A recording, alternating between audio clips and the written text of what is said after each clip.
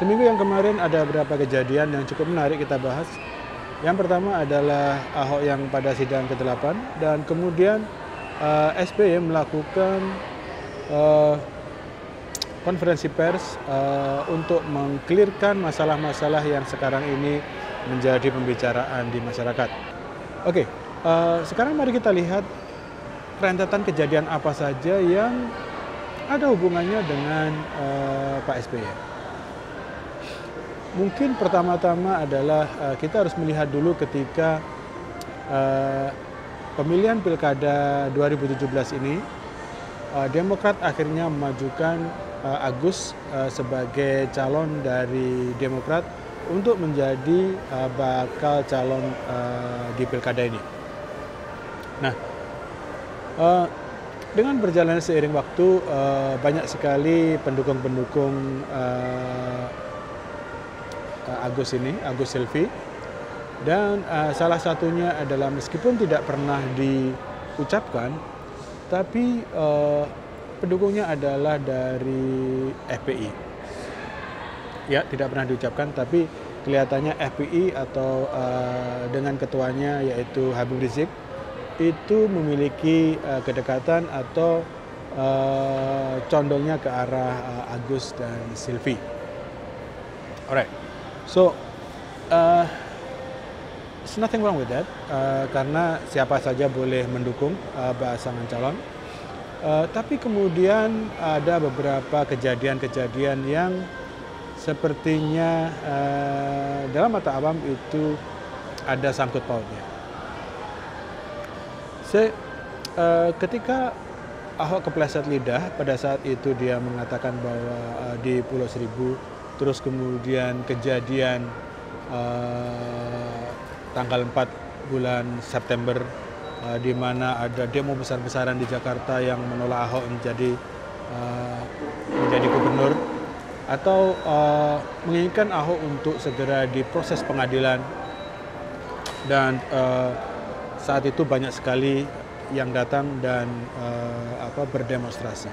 Tapi yang jelas FPI dan beberapa yang lain juga ikut mengkoordinir untuk pengerahan massa.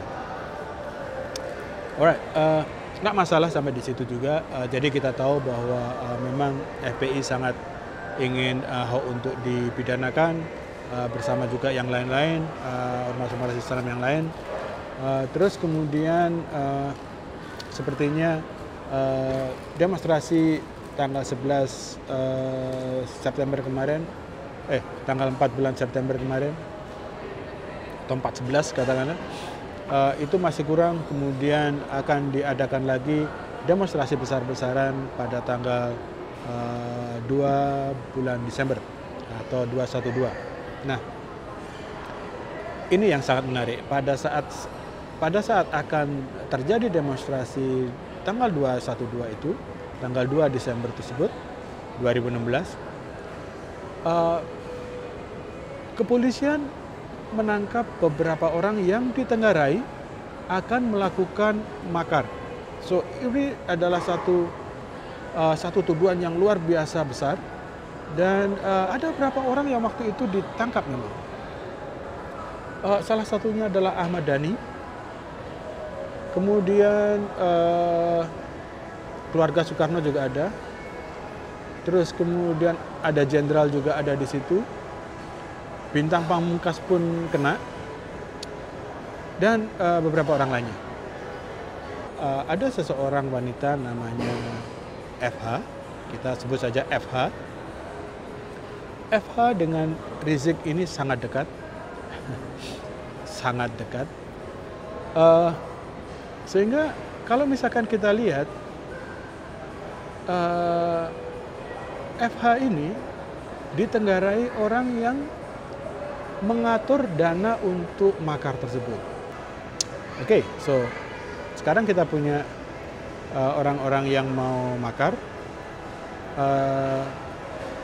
ada hubungannya dengan Habib Rizik, ada hubungannya dengan FH, ada hubungannya dengan garis tipis atau garis putus-putus dengan AHY, dan AHY ini garis lurus kencang tebal ke SBY.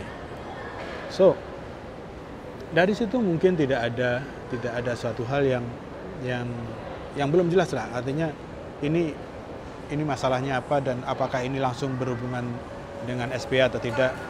Nah, kemudian setelah itu ada juga kejadian bahwa Antasari mendapatkan gerasi dari presiden dan bertemu dengan presiden kemudian berbicara. Kita tahu bahwa Antasari adalah memiliki satu persoalan dengan Pak SBY, dan ini ketika Antasari dikeluarkan atau diberi gerasi dan kemudian bicara ya kita tidak tahu bicaranya apa terhadap kepada Pak Jokowi.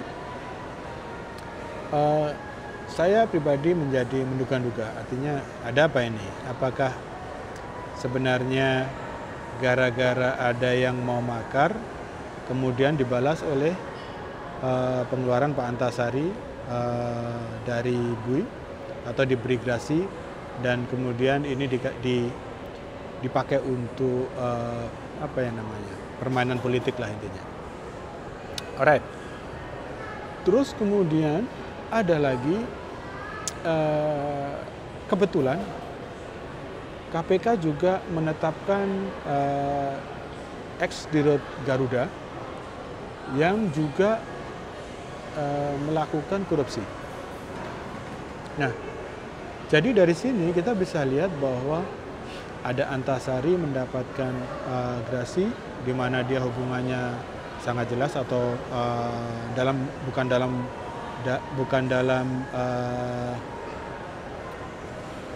dalam hal yang baik, maksudnya hubungannya.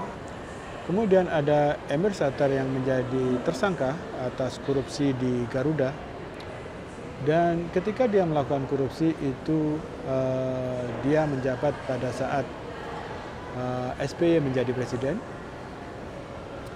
Di satu sisi juga ada tim yang akan makar, yang akan menggunakan momen 212 yang diprakarsai oleh FPI, di mana FPI ini memiliki imam besar adalah Habib Rizik, yang Habib Rizik ini juga memiliki hubungan kedekatan dengan Ahmad Dhani dan mungkin teman-temannya. Kemudian Habib Rizik ini juga memiliki kedekatan dengan seorang wanita bernama FH, yang kemungkinan atau yang sekarang diselidiki sedang memberikan atau mengatur dana yang akan diberikan kepada orang-orang yang akan makar ini. Satu lagi, di sidang Ahok yang ke-8 kemarin ada sesuatu yang cukup penting juga, yaitu salah satu dari saksi, yaitu Ketua MUI. Beliau sudah cukup berumur tua, sekitar 70 sekian, menjadi saksi, dan kemudian tim pembela Ahok itu mengetahui bahwa beliau itu sebelum memberikan keputusan bahwa Ahok itu menistakan agama, itu ditelepon dulu oleh SBY. Kemarin itu saya mendengar atau saya membaca bahwa tim pembela Ahok akan mendatangkan SBY dalam pengadilan supaya beliau bersaksi bahwa benar menelpon atau tidak. Kalau betul sampai SBY bisa datang ke pengadilan, tentunya pembela Ahok akan bertanya tentang isi dari pembicaraan tersebut. Dan tentu saja Pak SBY tidak akan mau menjawab, karena kalau dia menjawab, dia harus jujur karena dia ada dalam sumpah. Basically itu yang terjadi, sehingga SBY pun merasa dibidik begitu, dan akhirnya mengeluarkan statement di press conference Mungkin karena memang pressure kepadanya itu sudah sangat tinggi, sehingga mau tidak mau dia harus keluarkan. Alright, until then,